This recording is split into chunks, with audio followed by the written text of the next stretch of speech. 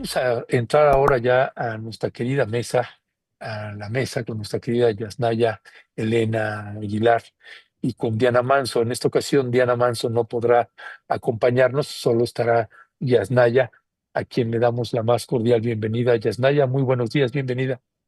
Buenos días, ¿cómo están? Qué gusto saludarles. Yasnaya Elena, hay una nota que ha llamado mucho la atención y es este histórico reconocimiento del lago Titicaca como sujeto de derecho.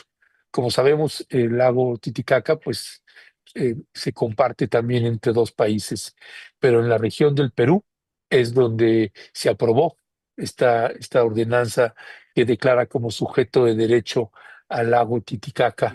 Se establece también la participación de pueblos indígenas en el organismo nacional de gestión de esta cuenca.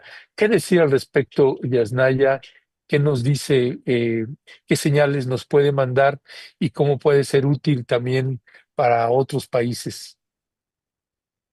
Sí, bueno, estoy muy contenta, ¿no? Por ver esto. Tiene varias aristas y bueno, quisiera plantear algunas. Una es que, pues hay todo un movimiento, sobre todo en este continente, o en lo que se ha dado a llamar América Latina, que yo prefiero llamar América Latinizada, ¿no? Porque es un proceso de latinización que no está concluido, ¿no? Existimos pueblos que Ah, no provenimos de la tradición latina, ¿no? Sino de ajá. otras tradiciones de pensamiento y culturales. Y bueno, ese proceso de latinización nunca ha concluido. Pero bueno, eso que se ha dado en llamar América Latina, desde el movimiento indígena Abya Yala, ¿no? Que es bueno, el nombre de todo el continente en una lengua indígena pues del centro del propio continente. Y hay un movimiento fuerte desde hace mucho tiempo de hablar de los derechos de la madre tierra, que es reconocer la naturaleza también como una entidad, un sistema que tiene derechos y que entonces puede ser protegido, puede ser salvaguardado y que igual que las personas tiene pues derecho a la vida, a la diversidad de esa vida, al aire, al agua, etcétera.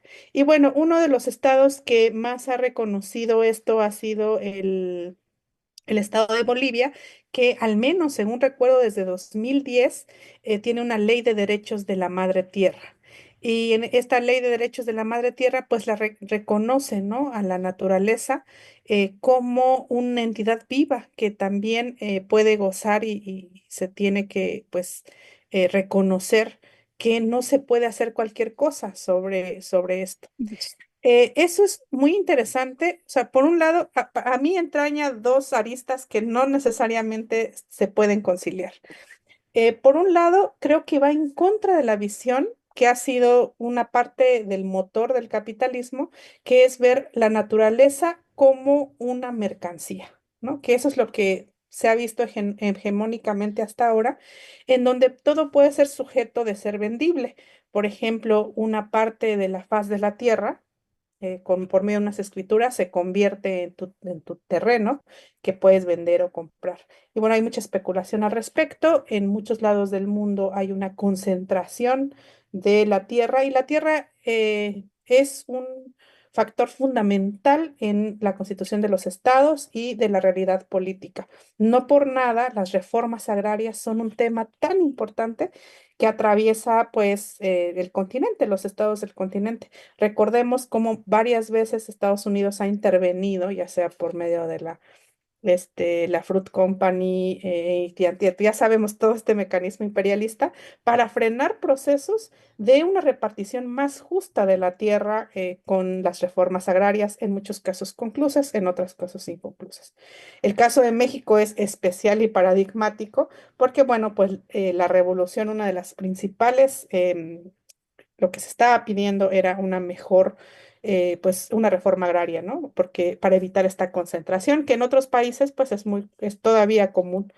Sin embargo, ahí todavía teníamos una visión de la tierra como propiedad de las personas y que se puede explotar. Recordemos que la Universidad Autónoma Chapingo, por ejemplo, que en donde pues durante mucho tiempo la Revolución Verde era algo muy importante, dice enseñar la explotación de la tierra, no la del hombre. esta frase da para analizar, pero bueno, había toda una visión en que la tierra, la naturaleza es un otro y ese otro pues se puede vender, se puede pues meter a todo el mercado capitalista. Hemos llegado a un punto tal que incluso el agua se vende, ¿no? Aun cuando nadie ha maquilado el agua, o sea, el agua depende de un ciclo complejo, ¿no? Para que el agua pueda existir y sin embargo se vende. Y creo que aquí ya les platiqué en alguna otra emisión, no recuerdo, que una vez pasé por la Ciudad de México y había un anuncio en el que decía, en un barrio alto, de clase alta, que decía, por tanta cantidad de dinero puedes entrar a nuestro jardín Zen y respirar aire puro. O sea, literalmente me estaban vendiendo aire y bueno, pues yo por tener la experiencia, claro que me metí, pero me parecía una cosa muy absurda. Y eso es lo que ha ido sucediendo de ir vendiendo y explotando para supuestamente el desarrollo y el progreso la tierra a un punto, pues que ahora hay una consecuencia muy fuerte y es la emergencia climática. Se ha explotado el subsuelo, el aire, los hidrocarburos, que pues el petróleo que está debajo de la tierra, o sea, todo de una manera tan irracional y además más allá de lo necesario se ha roto ese equilibrio que había que se puede en muchas tradiciones de pensamiento, el equilibrio entre las sociedades humanas y la naturaleza es una noción fundamental, como ha dicho Aura Cumes, una gran antropóloga cachiquel, por cierto, que invito a leer a la audiencia. Entonces, esto va en contra de todo eso. O sea, ahora lo que se está diciendo es, oigan, el lago Titicaca, la naturaleza en Bolivia, se les está reconociendo esos derechos. En ciertos marcos legales, lo más que tenemos es el derecho a un ambiente sano, ¿no? A un medio ambiente que esté bien.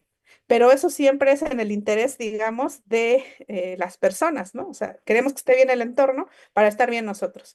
Yo creo que aquí hay un cambio de paradigma de cómo se ve, en donde la tierra, la naturaleza se ve como lo que es una entidad viva que no puede ser explotada de esa manera y que además está profundamente relacionada con las poblaciones que históricamente la han cuidado y mantenían el equilibrio. Yo creo que aquí hay una gran, una gran victoria en reconocer la cogestión o la gestión con los pueblos de ese territorio que han estado ahí ancestralmente. También en México he conocido algunas iniciativas para litigar en ese sentido, para decir que la selva también, ¿no? La selva tiene derechos para que sean reconocidos y protegidos. No ha prosperado todavía, pero ahí está. O sea, hay todo un movimiento. Esto es parte de un movimiento grande. Por otro lado, es interesante que estemos de algún modo traduciendo lo que para muchos pueblos significa la naturaleza a un nuevo lenguaje y codificándolo en lenguaje de derecho positivo. Ahí corremos un pequeño riesgo y para mí el riesgo es ver que lo único que se puede proteger o la única manera de proteger algo es mediante el reconocimiento del derecho de los estados. Yo creo que es un freno importante, pero la naturaleza para muchas de las tradiciones de pueblos indígenas no es un otro. Mientras que en Occidente la división naturaleza y cultura es fundamental, naturaleza y humanidad, esta se jerarquiza, ¿no? La humanidad va a quedar como lo que es civilizado, la cultura, y del lado de la naturaleza queda pues lo salvaje, lo primitivo, y a lo largo de la historia, pues a los pueblos indígenas se nos ha colocado del lado más de la naturaleza, ¿no? Y algo menos civilizado, menos desarrollado, menos progresista, con menos progreso. Sin embargo, por ejemplo, la discusión de si los pueblos indígenas teníamos o no alma, al final era una discusión si nos colocaban del lado de cultura y civilización o del lado de natura. ¿Qué es lo que ha pasado ahora? Pues que la naturaleza, ese gran otro, ¿no? Que se ve como un otro, como si nosotros, la humanidad, no fuéramos parte de ella, pues nos está recordando que sí somos parte de ella. Y eso es la emergencia climática, un recordatorio duro para decirnos si se les había olvidado que ustedes son animales y mamíferos, se los recordamos, ¿eh?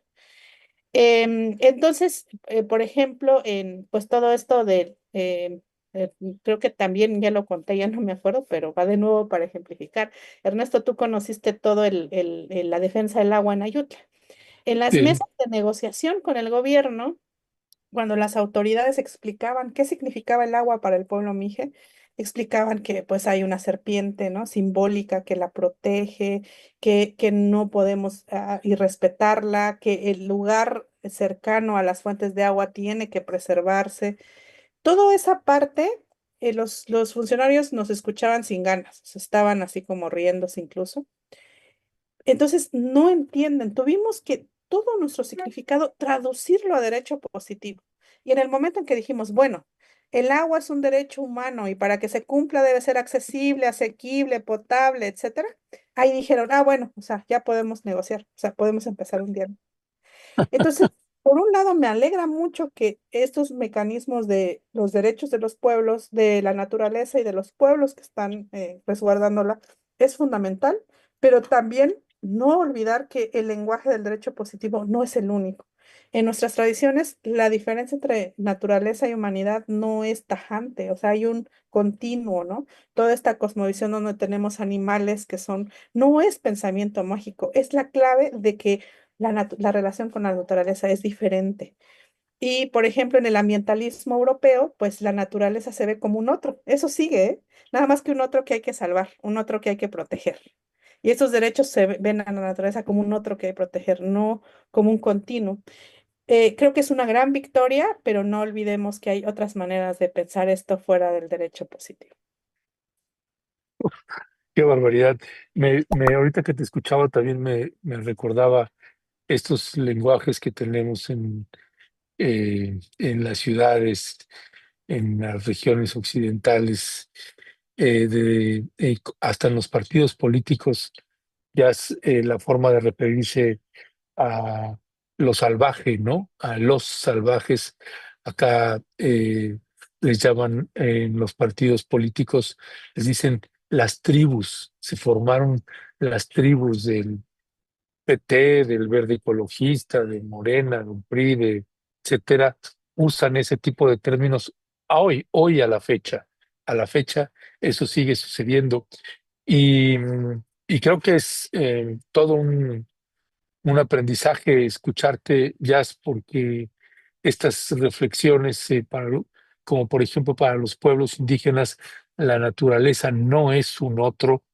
eh, Creo que esa parte, Jazz, tengo la impresión, ya me vas a corregir tú, si eh, la gente ha logrado comprender eso, si hay películas, textos, videos, por ejemplo, una lingüista como tú, que tiene el placer y el gusto por la lectura, por documentarte, por ah, comprender lo que está sucediendo, pero hay mucha gente que no tiene esa cultura, esa formación, entonces está supeditada, Yasnaya, a lo que oye. Y me estoy refiriendo a la gente de las ciudades, no de pueblos indígenas.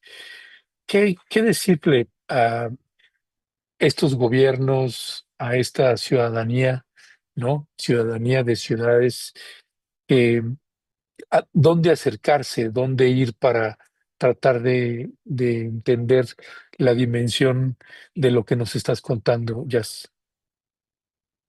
Bueno, creo que hay varias cosas que podemos hacer, ¿no? Una es informarnos, creo que eso es muy importante, ¿no?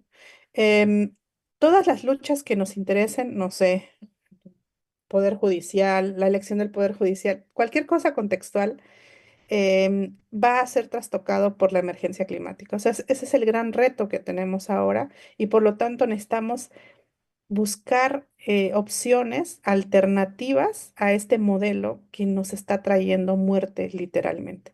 Podemos ver cuáles son las maneras en las que los científicos, o sea, desde la propia ciencia occidental, no cabe duda, ¿no? A menos que, digamos, seamos empatizantes de Trump, no podemos negar la realidad y no podemos negar que está sucediendo algo. Entonces, yo creo que todas las personas, la ciudad, como han dicho varios compañeros, la ciudad también es un territorio. Y nos recuerda, por ejemplo, la Ciudad de México que era un lago y nos lo recuerda de maneras duras a veces, ¿no? Y yo creo que necesitamos dejar de ver la naturaleza como recursos naturales que para el capital es eso, ¿no? Son materia prima, recursos para el capital y empezarlo a verlo como bienes comunes naturales que necesitamos que estén en equilibrio para nuestra vida, o sea, atentar contra las otras vidas, las de la madre tierra, las del lago Titicaca, pues siempre redunda en también afectar la vida de las poblaciones humanas. Por eso digo que nos recuerda que somos parte de eso. Si se nos había olvidado, nos lo recuerda y creo que también está muy relacionado con la justicia social si vemos que este modelo que no protege, ¿no? A la naturaleza, que la explota, pues nos ha llevado a esta situación y ha enriquecido al 10% de la población del mundo. Entonces, según los cálculos científicos, el 10% de la población mundial es responsable de más del 60% de las emisiones de efecto invernadero que nos traen en este problema. Entonces, no es toda la humanidad. Mucha gente, por ejemplo, dice, es que la humanidad somos una plaga y estamos haciendo daño a la naturaleza. Es que también somos naturaleza y no es toda la humanidad. No, no podemos caer en esos ecofascismos, ¿no? Que nos dicen que pues en Latinoamérica se tienen muchos hijos, entonces hay que eliminar a la población para poder recuperar el equilibrio ecológico. Si fuera así, seríamos la mayor parte de la población y no, es un 10%. Entonces es el modelo completo, ¿no? En ese sentido, yo creo que todas estas personas que están luchando para que los marcos legales, eso es como una estrategia, ¿no? Y yo entiendo la estrategia, aunque pues el tema va más allá. Entonces, yo creo que podríamos apoyar estos marcos legales. Por ejemplo, les invito a conocer la propuesta de la Declaración Universal de los Derechos de la Madre Tierra, que se suscribió en Cochabamba por muchos pueblos, ¿no? Muchas fuerzas que ahí se reunieron en abril de 2010, que después ya en Bolivia se hizo ley em, y que reconoce a la madre tierra, que le llama así en esta declaración, como un ser vivo.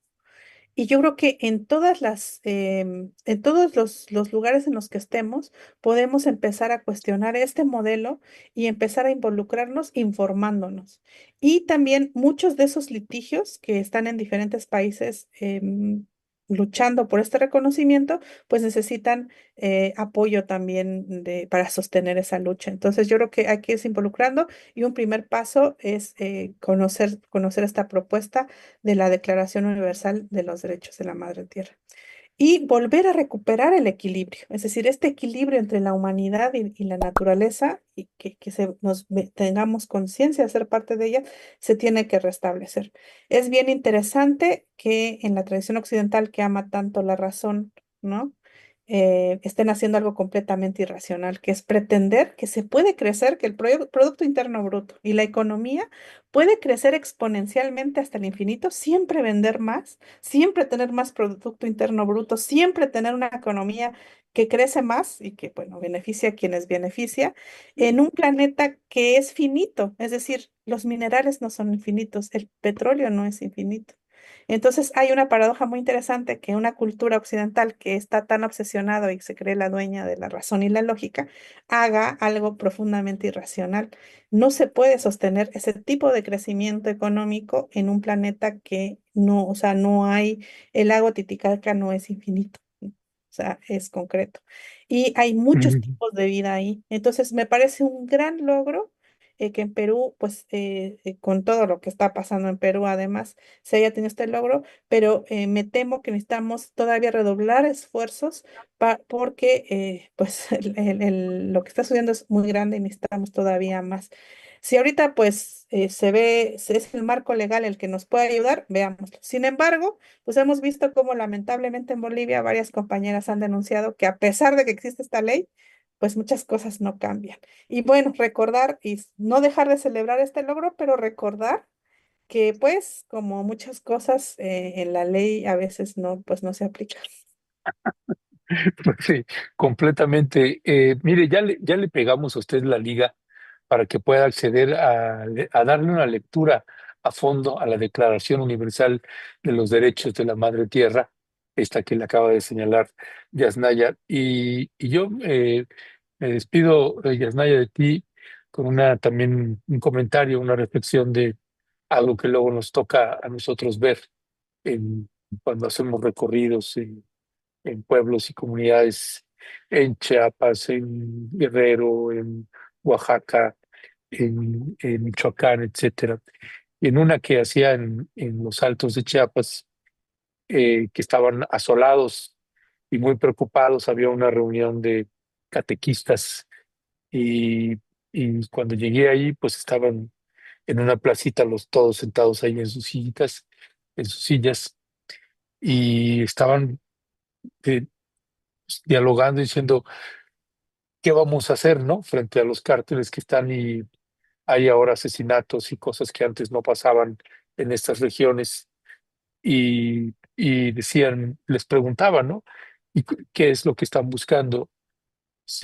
Nuestro objetivo, el principal ahorita estamos discutiendo cómo le llevamos paz eh, a los corazones de nuestros hermanos y hermanas, que hay una angustia muy fuerte por la cuestión de la violencia que está viviendo en el país. Y la otra es cómo hacemos para que pueda haber un diálogo con todos los compañeros y compañeras que pues entraron a grupos que no tienen nada que ver con lo que hemos, como hemos vivido en estos pueblos y en estas comunidades.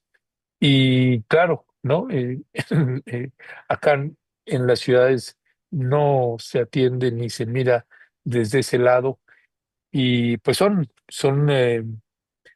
los caminos y las enseñanzas que uno va teniendo a lo largo de los años de la vida cuando va uno haciendo los recorridos con estos pueblos, con estas compañeras y estos compañeros. Ya está, ya, ¿con qué te despides? Una reflexión final. Bueno, una invitación, ¿no? Como a informarnos más de todo este movimiento, a involucrarnos. Yo creo que todas las personas estamos ya empezando a darnos cuenta de lo que está sucediendo con la emergencia climática y este grito de la tierra, ¿no?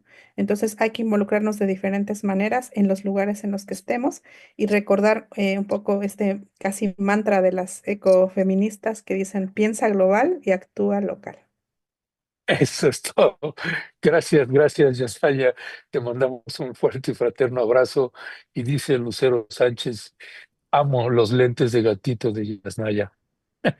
Perdona que me Gracias. quitan seriedad, pero bueno, No, no, no, para nada. Al contrario, es como dice la gente, es el sentido de profundidad que tienen tus palabras.